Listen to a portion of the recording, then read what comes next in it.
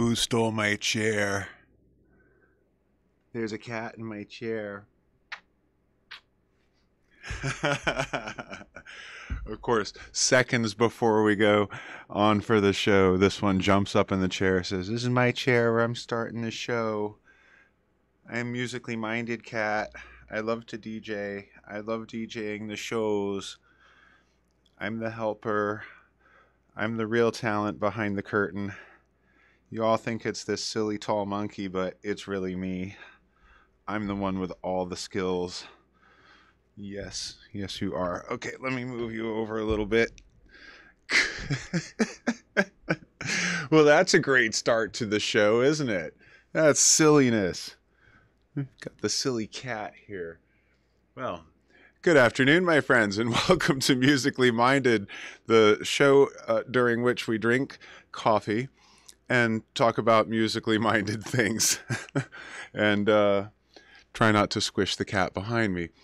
I am here, of course, with your hostesses with the mostesses, DJD42, Diana, in your chat room, letting you know all the good things that are going on. Good afternoon, Princess. Cheers. And of course, we have a bunch of cool stuff coming up. Diana, do you want to take the microphone for a moment and let us know what's going on?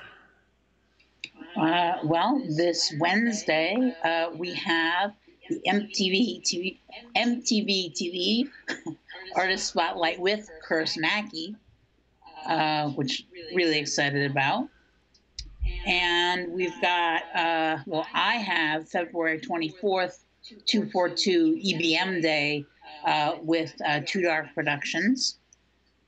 And Saturday, we have a Retro Rumpus raid stream with DJ Loki.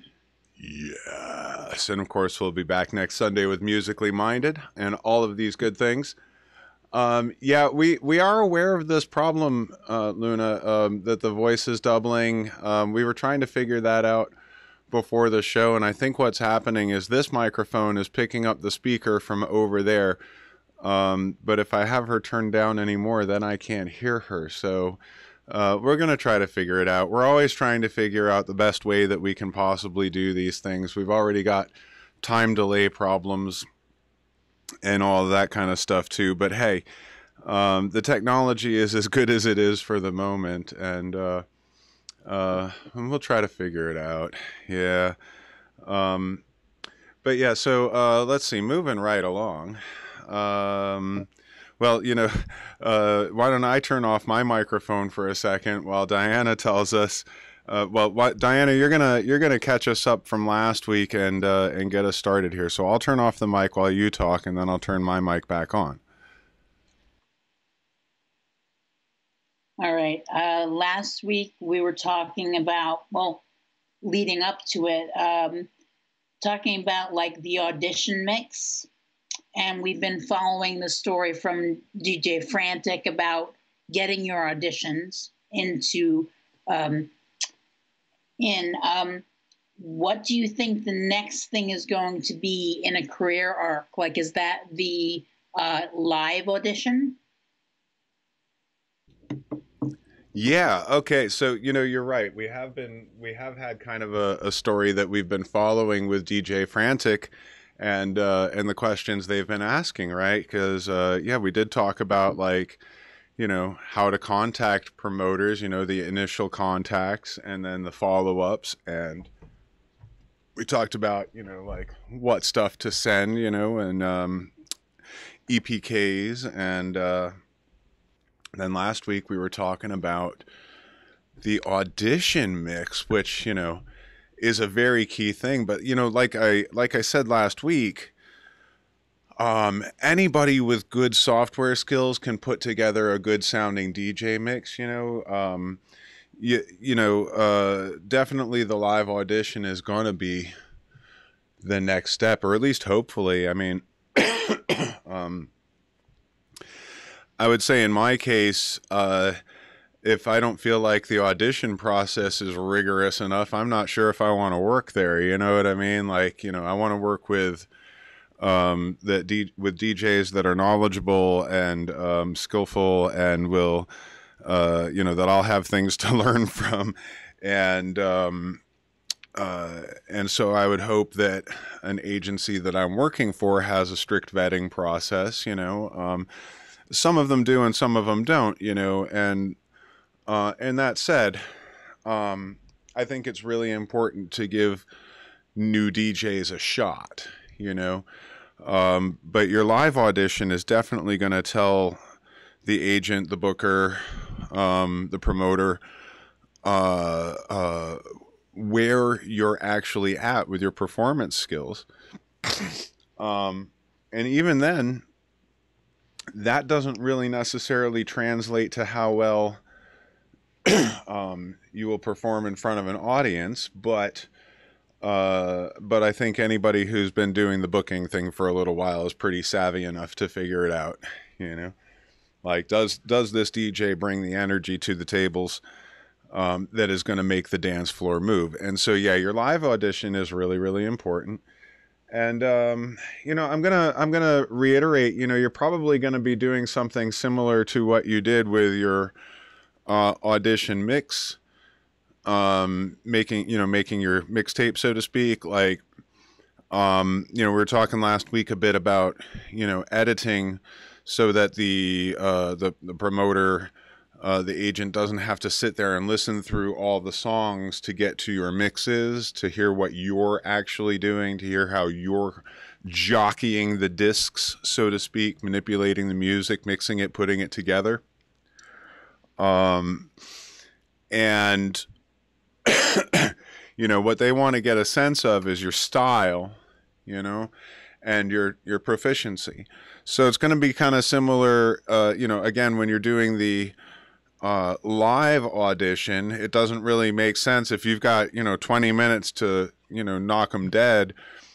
You want to work in a handful of really great mixes in that 20 minutes. So cutting down your tracks, if you're playing 6-minute tracks, it's not going to give you as many opportunities to mix. And to be perfectly honest with you, the person who is who you're auditioning with is not going to be as interested. Like, again, they don't need to hear the whole song. They need to hear what you do with the music. We were talking about the tools to do that, of course, using an audio editor and editing the tracks in Audacity or Audition or something like that is a good way to do it. If you're using Serato, the Flip extension is a great way to do it. And it's kind of, that's kind of a cool thing too. Like, just to sort of jump onto the Flip thing for a minute. Flip records your button presses, so you can have different cue points there and record your re-editing by using your cue points, and you can loop that as well. And so it is a very cool thing to be able to do. If you're looking to do shorter mixes, if you're even if you're playing to an audience, it gives you you can turn it on or turn it off. So if you want to play your edited version, or if you wanted to play the unedited version, it's using the same music file. You don't have to have different copies of a file and be like, okay, is this the edited one? And it's like, no, you just turn on Flip. So it's a very cool tool. It's a really cool tool. It's a very powerful tool. And, you can get quite creative with it. You can kind of do some of the, you can do a little bit of complextro remixing and that sort of thing, beat jumping and that kind of thing with it, and record all that. And then it's, your remix basically of the track, well, your re-edit of the track, and it'll play it the way that you want it every time. And that's a pretty neat thing. It's a pretty neat thing. But getting back to your live auditions, I mean, not for nothing, having those kind of things in your live audition isn't going to hurt, because it just shows that your software, you know the capabilities of your software, and you can get creative with it. And I think that's really what you want to show in a live audition, is that you know your way around the decks and that you can get creative with it.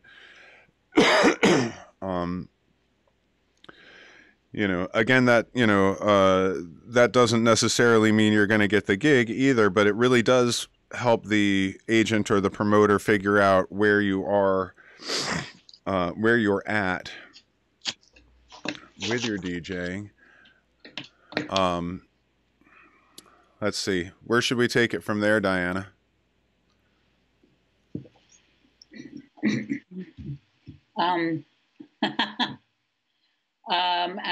At the live audition, honestly, we're talking more about career arc at that point. I mean, to me, we get to a point where it's a phrase I use often is just show up. If they may not necessarily be looking for the style or whatever you want, but you need to be able to show that you can, one, be there, and two, you know, just show up, and they may need someone. I don't know if you want to take it from there. Sure. I mean, I completely agree with you. Yeah, I think that's especially true when you're in the nightclub scene. Like,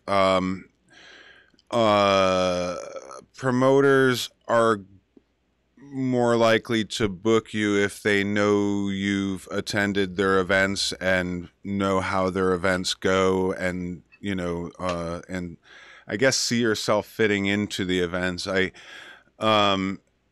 You know, obviously if you're sending out tapes to get bookings for touring and stuff, that's, you know, there's going to be some sight unseen, but, you know, we are talking about, you know, getting into the, you know, that's further down the career arc. Actually, you know, let's take it on career arc, you know, because, yeah. So now you've got your foot in the door. And you've done your audition tape, and you've done your live audition, and the next thing is you know, like if you're talking about an agent, it's probably going to be to go on observation gigs where, you know, you assist the other DJ, you know, help them with the gear or whatever, and you see how they do their thing. And I'm going to say this, especially very, very early in your career, that is the most crucial thing, is to go and see a bunch of DJs, go out, help DJs, go on gigs with DJs, just volunteer to help them carry their shit, say, hey, can I come with you? Just to learn how functions work, really. And honestly, you know, the best way to learn good pacing in a nightclub is to go and see DJs who pace well in nightclubs, you know, less talking about the 1 hour at a time kind of things and more about the DJ who plays all night, you know, the resident DJs, you know, how they put a night together, even, you know, even with tag team or,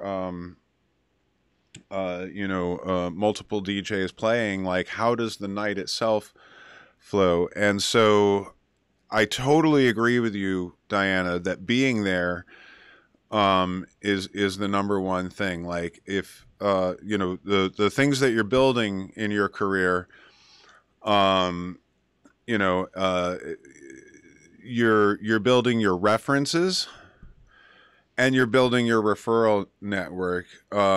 You know, we've said before that every gig is your audition for your next gig, and that is especially true when you're doing mobile events, that kind of thing, because word of mouth is your best advertisement. Word of mouth is going to get you more gigs than, you know, taking out magazine ads and flooding Facebook with spam or whatever. Seriously, like, so building your referral network is a really important thing to do. And of course, good ways to do that is to be known by the bookers, by the agents, by the, wedding planners, by the event planners, that kind of stuff too. Like, if the event planners like you and they like working with you, they're going to recommend you, and you're going to get your best, that's your top tier gigs most of the time there. Those are the ones where you can command your best price.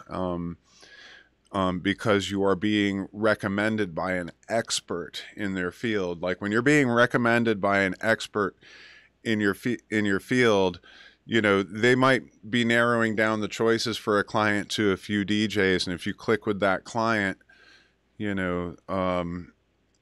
that's it's definitely when you're in your top tier pricing. Building your references is making your clients happy.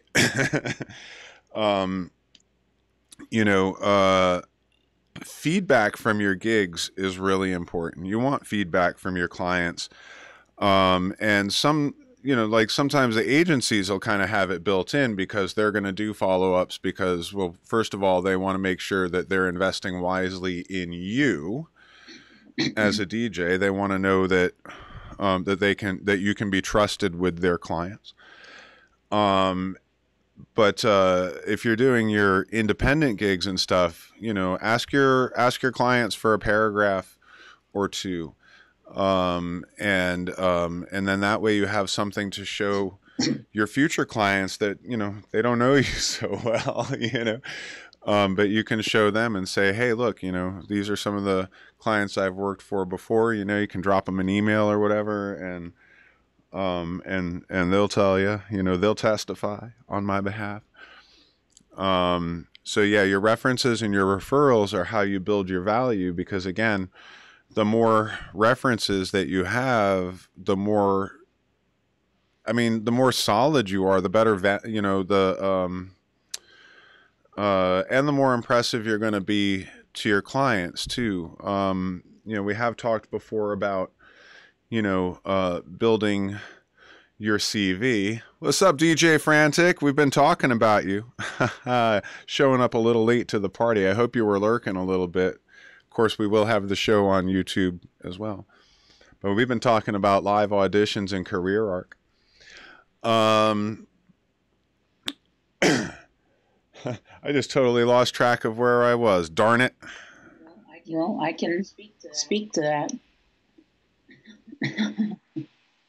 Please do.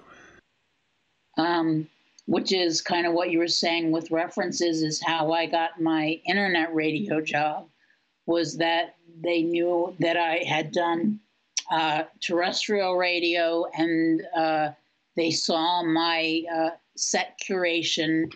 And so from there, it was, well, you're not doing anything at the moment. Why don't you do this? I had no idea that I was going to get into internet radio, but because I had the references, that led me to that job. I think that's an important thing to bring up, and thank you, Diana. My experience leans most heavily towards events and nightclub DJing. My broadcasting background is what opened that was my foot in the door to the first agency that I worked for. Like, I didn't have anything like the skills. I didn't know beat matching or anything like that. But previously having performed with bands as a drummer, and then having a spotty but existing background in broadcasting, a small incomplete education, that was my foot in the door. And I think that's actually there are two important things in this statement, Diana, that one is that there are a lot of different ways to be a DJ. Radio broadcasting, DJing, we have this incredible technology of course, now that we can do these things like, you know, on Twitch every week that we do, you know, things like Mixcloud, you know, podcasting, you know, there's a lot of different ways of being on the air. And there's a lot of different positions in broadcasting. Diana, your broadcast background has been utterly invaluable when it comes to MTV TV. You're like our program director now, and like nobody's paying us to do that or anything, but like, you know, you're using all of your professional skills from your work in internet radio and your work in theater, music, events production, you know, live music production, all of that kind of stuff. I mean, y'all did all kinds of different events at the Sherman. It is too many to mention, really. But your experience with all of that and your programming experience from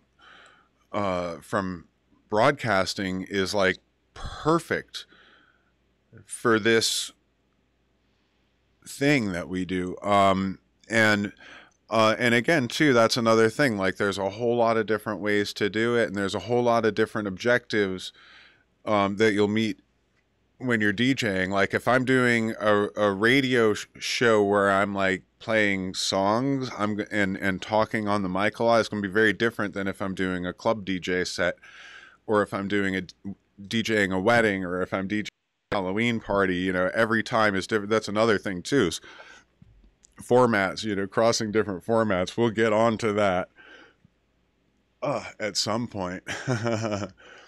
Are you like Addambombb on YouTube? Ekim asks. Yes, I'm Addambombb all over the internet. If you Google DJ Addambombb, Addambombb, if you Google Addam space BOMBB, there's a bunch of, you know, any way that you do it, you will kind of find different things, which is kind of funny. But Addambombb, and I will be there.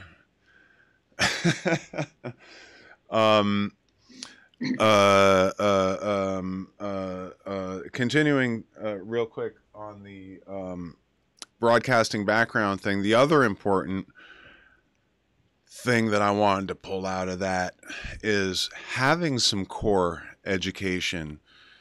You know, maybe you were an AV geek in high school, you know, the kid who knew how to like program the VCR, you know, that kind of, like, having basic AV technical skills is really important. I mean, I'm talking about knowing how signal path works, you know, so that you can troubleshoot, you know, just bloody knowing the different types of connectors and what you're going to need in, you know, any given situation, and why different cables, why they are the way that they are, and, you know, having some background knowledge, you know, being able to just know your way around a mixer. I mean, you know, people that have never done this before, they look at this stuff and they're like, I don't know what any of that means. Your core knowledge is what all of that means. If you know what it all means, you know what you can do something with it, right? Yeah, core knowledge is really important. And I think that's, you know, that kind of lends itself to what we were talking last week too, just with sort of the just having that basic music structural understanding, you know, just having that basic core knowledge, you know, takes you leaps and bounds in your DJing. Having the core knowledge, you know, of things like, you know, mixers. It's like, you know, this mixer and that mixer, they do the same thing. That, you know, it's all basically the same with, you know, with different layouts. So what do they call it and where do they keep it, right? But if you understand that, if you have that core knowledge, you can switch from format to format. Like, I don't mean format in terms of musical format. I mean format in terms of, you know, you can switch from different controllers. You can go from turntables to CD players to, controllers. You can use the thumb drive controllers. You can use the Serato. It's like, it doesn't matter what they throw at you. You can DJ on it because you understand what all the parts do. So, if you can figure it out, you can figure it out. You figure it out and you play on it. You never, that's one thing. You just never really know what you're going to run into, especially when you're on tour. Nowadays it's much easier for us to like bring our own gear and that kind of thing. A lot of smaller, more portable controllers make it certainly a lot more convenient. A lot of times you can just kind of, pop into the club and stick your thumb drive into the controller and start going. But yeah, if you have the core knowledge, you can switch between different gear much more readily, and you can also troubleshoot much more readily too. Like, I think that's really important, especially when you're doing mobile gigs, because like, if you plug something in wrong, something's going to go wrong, and you need to be able to figure out what it is that isn't plugged in or is plugged in wrong or whatever like that really quickly, or else, you might be blowing the ceremony, and that's somebody's special day. You know what I mean?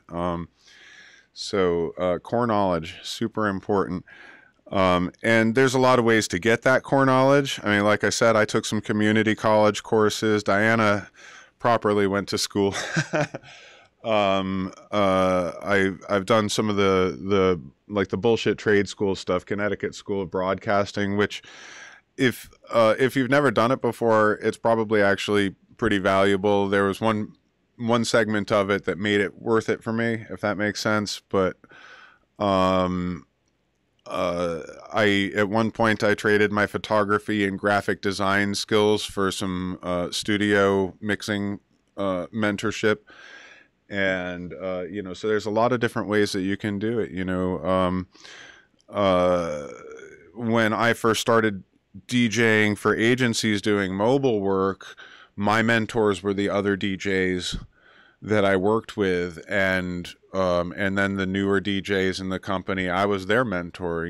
That's when I started teaching DJing, is because I was like, okay, now I understand this, so I can teach it to you, and it's better for all of us. You know what I'm saying? Like,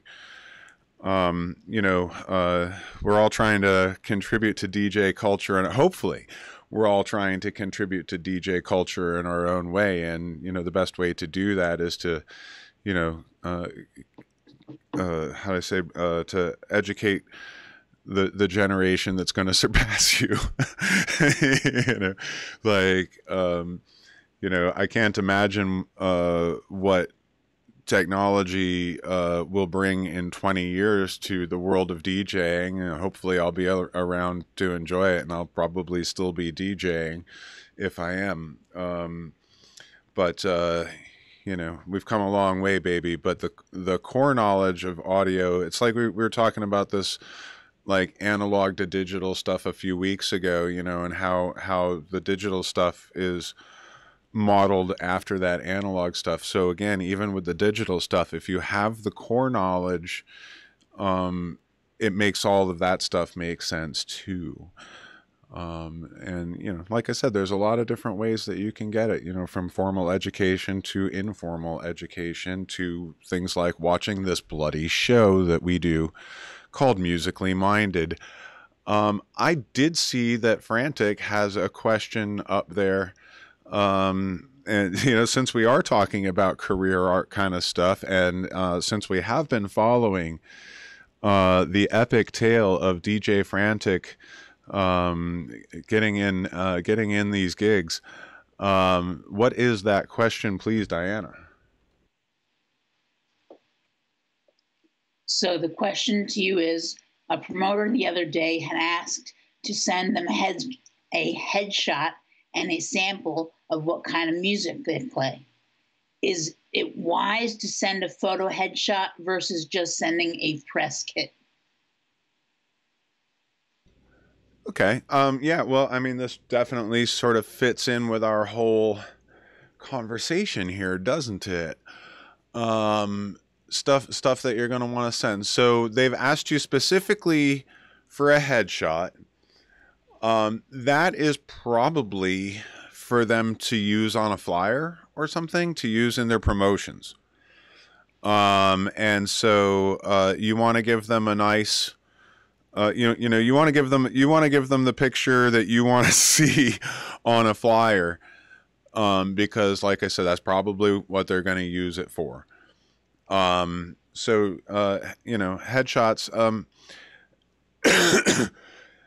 We could talk a little bit about headshots. I mean, there's there's headshots, which is a snap, selfie headshots, and then there's like, even better, have your friend take a picture. Like, even better, have your friend with a good camera take a picture. Even better, have your friend who's like a really good photographer take your picture. Even better, go to a studio and have a professional light and shoot your headshots. Now that's when you're talking about, like, that's the kind of headshots that, like, actors would pass around as, like, they have professional headshots done.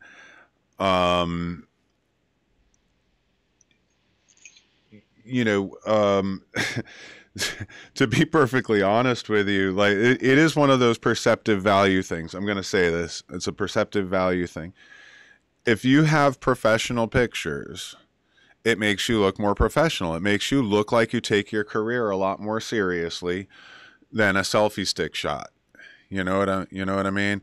If you've got a picture by a professional photographer who was shooting at the club that you were playing at, great pictures to send. Action shots, shots of you with the headphones on and working the faders, that kind of thing. Those are great shots to send. Yes, Diana, asking artists to send the headshots, the promo pictures for the MTV TV promos. I see the mic's clipping a little bit, so I'm going to turn it down here. That is exactly what the promoter is going to be using those pictures for, is to use them in their promotions. So, shots of you DJing, good looking, crisp, clean shots, well lit. The better the photograph, the better. The better the photograph, the better. Give them your best picture, because that's the picture that they're giving the audience before they come to see you. Is it wise to send a photo headshot versus just sending a press kit?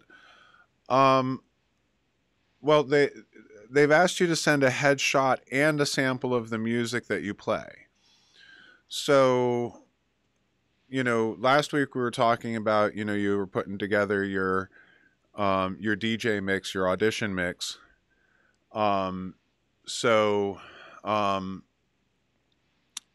Give that to them as the audio sample. Give them just a photo, just a photo. And when you send those files, instead of adding stuff that they haven't asked you for, it's probably better to say, let me know anything else that you need, so that if they say, oh yeah, you know what, we'd like your bio, then you can send them a bio. Oh, we'd like your EPK, and then you can send them the EPK. Or if your EPK is your bio, just send them the EPK. You know what I mean? But, like, yeah, because it's the stuff that they're going to want for the promotions. So instead of sending like a photo that's like embedded in your EPK or something like that, no, they just want a photo that they can use on their flyers or on their web promotions whenever they're doing design. They want that as a design element. So make sure that you give them the thing that they want. Diana asks, how often should you update your headshot? I mean, I guess it depends on how different you look. I mean, I've definitely used the same headshot for a few years because, like, you know, nice picture and, um, you know, how do I say it? Like, I guess you update your headshot when you get a better headshot. Like, I mean, you don't want to, how I say this, my headshot from 20 years ago and now, when I was all clean shaven and now my evil ringmaster look are different. I mean, I'm certainly recognizable, but like, it wouldn't be fair for me to send a 20-year-old headshot and then show up, looking like, all silver fox as I do, but like, I would say anything that's, within a couple of years is okay. I mean, I've definitely used a headshot for like a few years because it was a really good shot. And like, you know, my style was roughly the same. My haircut wasn't that different, whatever, like probably still have that fucking suit, and and that is, I would say that's probably the main thing though, is like, when do you change your headshot is when you have a better shot. And I don't just, I mean, like, obviously a picture in which you look good, but I mean like a good photograph, a good photograph. Um, yeah. Rescue me, Diana. All right. If we can move on to um, my other question, which is, what do you do when you need a backup for a gig? Oh, hot damn. Okay. Yeah. So one advantage to working for an agency, right, is that if your DJ calls out sick, it's not going to, well, I mean, to hiring an agency, I should say. One advantage to hiring an agency is that if your DJ calls out sick, it's not going to ruin your wedding because they're going to have another DJ on call that will have the information um, on hand from your consultations and the top 20 or whatever that you've listed out. They're going to have the information. um, when you're a solo DJ, right? It's a bit riskier for your client, isn't it? Like if something fucking happens, and you're not able to DJ the wedding that you've been planning with them for the last 6, 8, 12 months, um, that's gonna be pretty fucking uncomfortable for them, isn't it? And so I'm gonna say this: I have been in this position. I have been DJing for a really, really, really long time, and I have only ever missed one wedding, one gig, really. I mean, and it was because my lung collapsed and I was in the hospital with tubes stuck through my rib cage. And, and I had a wedding, that it was like the beginning of the week, and I had a wedding that weekend. And, um, so of course what I did was I went through my contacts and called every decent DJ I knew. I mean, um, I actually, so I was very, very fortunate because uh, a DJ that I know was able to give his gig to one of his other DJs because it was a lower pressure gig. So he was able to give his gig to another DJ so that he could take my gig. I paid him more than I was paid for the wedding to do it because it was really last minute. And I wanted to make sure that they got a DJ who was going to get them, a DJ that was going to fit with them. But yeah, so you know, having some people that you can call, other DJs that are independents or or maybe have a small team, of DJs that work with them is I mean, it's just great relationships to have. And of course, the best way to build those relationships too is to, I mean, how do I say this? Like, you're going to meet other DJs. I mean, the internet's out there for one thing, but like when you're out actually gigging and stuff, hopefully you're going to meet some other DJs. You're going to work with other DJs. You want to work with other DJs because they help you learn. But, offer yourself to them as well and say, hey, if you ever need me, if you ever need a 911, let me know. I'll do what I can. Like sometimes you can, sometimes you can't. I've been called a number of times, of course, having friends in the clubs, and being somebody that they can trust, to show up with no, they can be like, can you be here in 2 hours? And I will like drop in and throw the roof off of the place. You know what I mean? Like being known, this is again, talking about your referrals network, being known as a dependable DJ, and as a skillful, dependable DJ, and one diverse enough to be able to handle a lot of different situations, makes you very valuable to other DJs as well, right? Because if they've got a wedding and they're like, in a situation where like shit, for whatever unfortunate circumstance, they can't perform that wedding, they need somebody that they can trust. So, if you can make yourself available to be their 911, you need them too. They'll be your 911. And it's good to have, like I said, it's good to have a handful of trusted friends. And, and sometimes too, like, just as a for instance, name's not necessary, but a popular club DJ in Boston that I know does not like to DJ weddings, has done it a few times, not for them. And so if they get called for a wedding, they call me and say, these are some friends who asked me if I would DJ their wedding. So I'm referring them to you because you're the wedding DJ who's going to get them because you get what I do. And why they would want to hire that DJ. You see what I mean? So, building those referral networks, again, we were talking about it earlier. This is it's not just for booking. It's not just for getting bookings. It's for covering your ass too.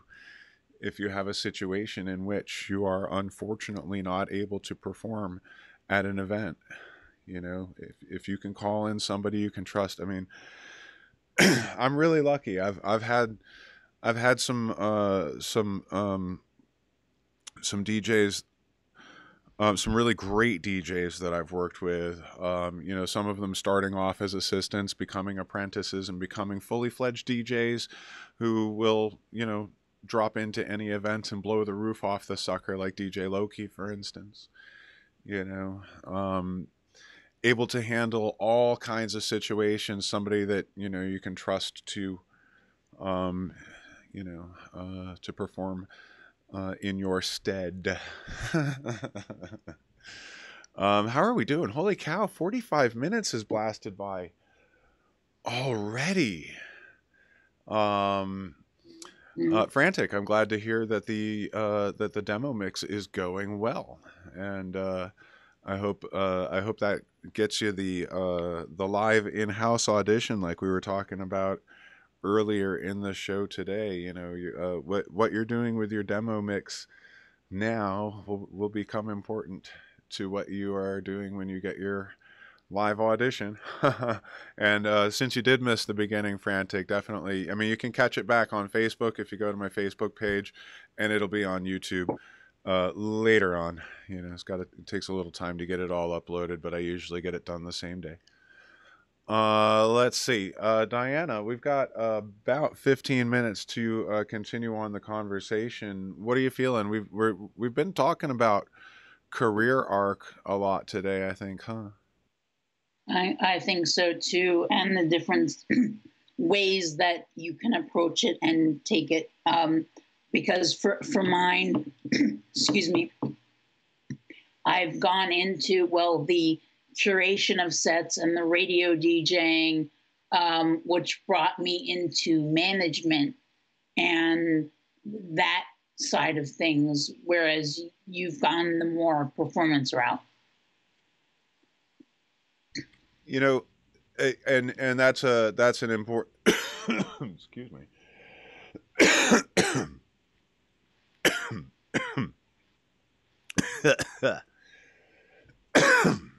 Yes.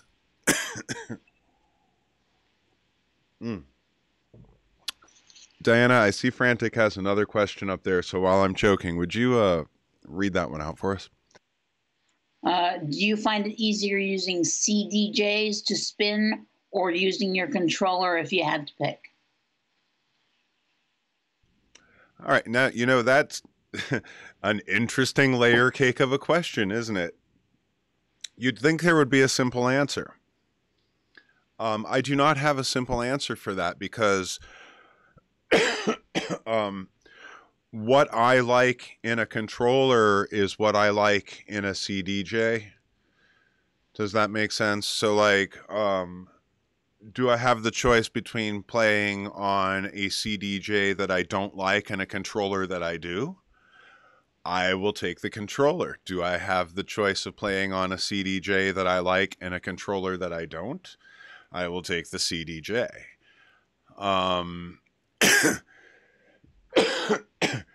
There are, I mean, I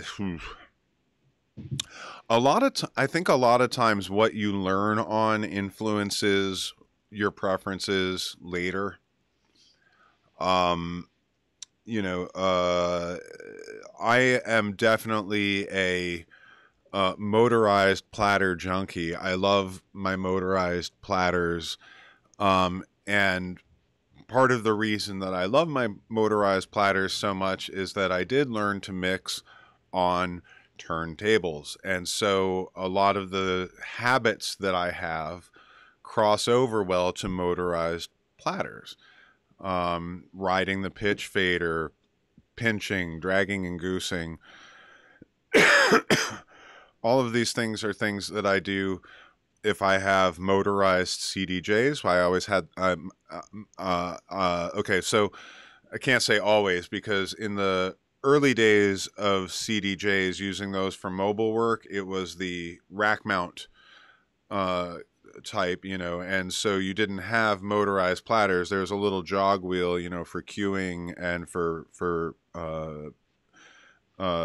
goosing and dragging basically, but it was just a little jog wheel. It wasn't these things. And, you know, so you had your rack mounted thing with the drawers on a cable. And, you know, so in the early days of CDJing, this is actually why a lot of times they were sort of the secondary thing in the club. Of course, in the mobile thing, it was much more compact and less shit to carry, less weight to carry than carrying around a coffin with turntables. So it made a lot more sense to use those more compact systems for mobile gigs. But then, you know, you're playing in the nightclub and, you know, you've got these installed systems with the Tech 1200s and the and you know, the Rain or the Uri mixers, you know, and then you would have the CDJs would be kind of an aside. It's like, you know, I can't get it on vinyl, so I play it on CD. You know what I mean? And then after that, then came the tabletop style controllers. You know, so you have static platter controllers, which is basically all the Pioneer stuff until more recently. There were one controller, the Rev 1, that now has motorized platters. That's the first time Pioneer is getting into motorized platters on anything other than a turntable. Denon started doing it before anybody else. They did the motorized platters for the CDJs. And that was like a leap in technology because now we had this interface, you know, upon which we could perform like with turntables. I still have my which model is it? 3700s, I guess it is. It's the 10-inch model. But I had the 5000s for a really long time. I got them from DJ Mothra, and then I bought another one for a backup. And yeah, great decks, and with the 7-inch platters, and now I've been using this controller for a bunch of years now. I've had this for quite some time. I don't know, it's like 7 or 8 years, maybe a little longer. And the reason that I love this controller so much, and it was actually the controller that got me over to controllers, like stopped using CDJs, and like I was integrating the CDJs with the Serato discs, so I could go back and forth between the CDs in my library or use Serato. That's how I first started integrating Serato into my performance regime. Right, was by using it as a sidearm, and then eventually, as I had a better feel for using Serato and being able to find everything I wanted and all of that, then that became the primary thing, and the CDs became the backup. The controller that turned me into a controller DJ was this one, the NS7. This is the Mark III version. The Mark II version had the motorized platters and stuff too. I'm not sure if the Mark I version did. I think it did, but one of the things that I like about this is that it also has a visualizer, which you can't really see in the camera here, but it's a strip that has the navigation stuff there, so I can have the laptop off to the side, out of the way. It looks much nicer on the table at the wedding. If the laptop's not the thing that they see me. And then I have the information here in front of me on the strip, which is kind of a great thing. Unfortunately, this model is no longer supported and discontinued and all that kind of stuff. So, I'm using a little bit older version of Serato DJ Pro here. I don't have the stems feature from the new 3.0 that everybody's talking about. But when I am finally able to upgrade to a new controller, because these things are so goddamn expensive, when I am finally able to upgrade to a new controller, my criteria will be, does it have motorized platters? And so my plan is to, like, what I would like to do is get the Rain 1, which is kind of the next evolutionary step from this thing. I do like the Rain 12s, but I have turntables, so if I want to fuck with turntables, I'll break out my turntables.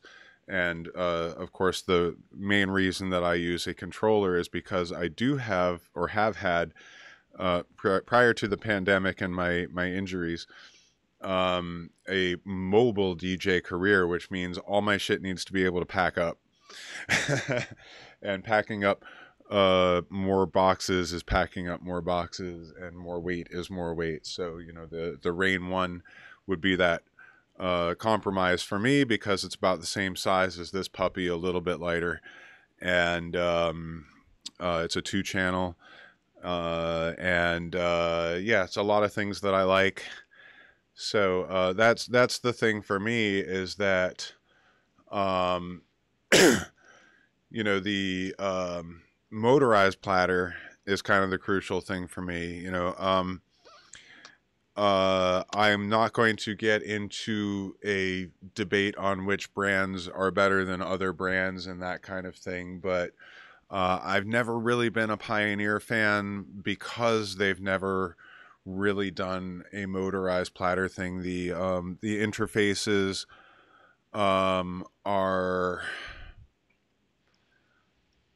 well, I mean, in my opinion, this is in my opinion. The reason I had the Denon CD players was because the interface was much more comfortable for me to work with, and I preferred that over the static platters, the Pioneers, even where they put their buttons, and that kind of thing. One of the things that I don't like about this controller is that they're mirrored. Like I want the play and cue button on this deck to be on the left. I want the, I don't like that they have the pitch faders like on the outside of each other. I would rather they were up on top, like battle style. There's a handful of things about any system that, you know, that if I were given the opportunity to perfectly customize it for myself, you know, jinkies, but like, you know, we do kind of have to go with what's out there. You know, the cool thing is, man, you know, like I said, I mean, I've still got, you know, I've got these Technique 1200 Mark IIs, you know, we've been talking about doing, you know what? Let's hang it on there, because I've got, you know, my old turntables upstairs. I am a turntable mechanic. I don't know if that's come up before. I've got my wonderful turntables, and they are no less relevant now than they were in like 1980. You know what I mean?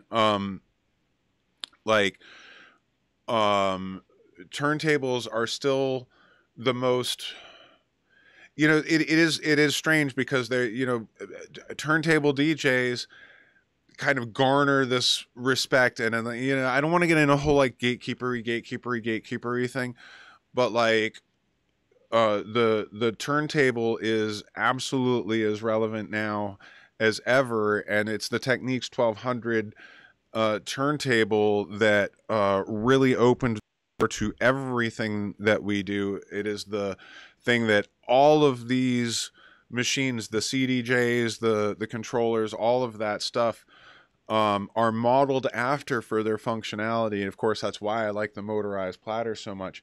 And so, rather than dig any further down the turntable thing today, let's move that to next week, because next week will be episode 12, which means we've been doing this for 12 weeks. So what better excuse than to break out the fucking ones and twos and talk about the Techniques 1200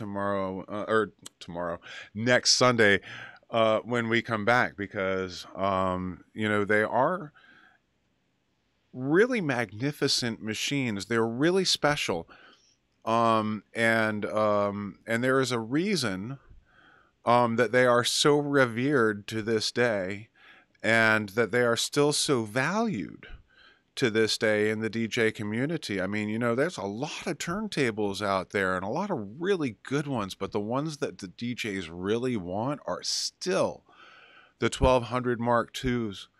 So let's talk about those puppies. Frantic says turntables, techs are the best. So that's what everybody tells. Okay, so here's the thing. Everybody tells you that Pioneer CDJs are the best, and they're not. That's just what everybody tells you. They have the best advertising. They're not bad. They're not the best, right? Everybody tells you Pioneer controllers are the best. They're not. They're good. They're not the best. Not in my opinion. When anybody tells you that Technique 1200s are the best turntables, it's because they're the fucking best.